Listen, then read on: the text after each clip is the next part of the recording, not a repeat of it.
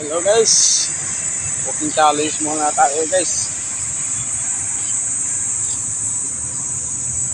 Dito tayo sa Intramuros banda guys. Ayan o, ito area guys.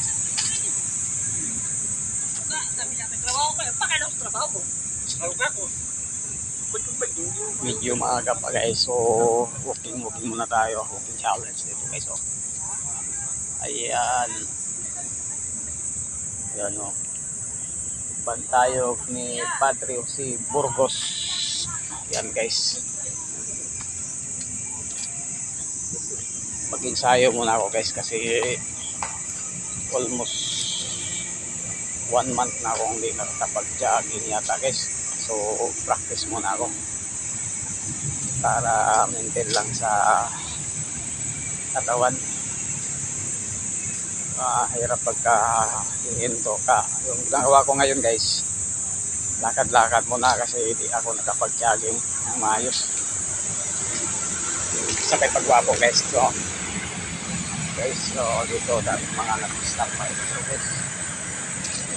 Nakaupo dito sa gilid-gilid. Ayan.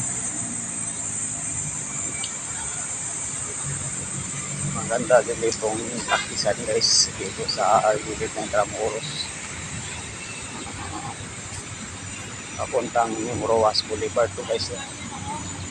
Medyo malayo-layo pa ako sa trabaho ko. Lakad challenge talaga to. Yun yung sa katawan natin lalo na pag may edad tayo, maintain lang natin yung physical fitness natin kasi matagal na tayo din nag-practice. Kabataan pa natin, yung malakas pa, so ngayon dapat ma-maintain pa rin natin kalakasan ng katawan natin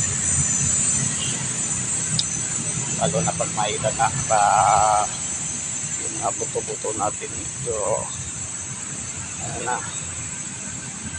hirap na. So already practice talaga guys.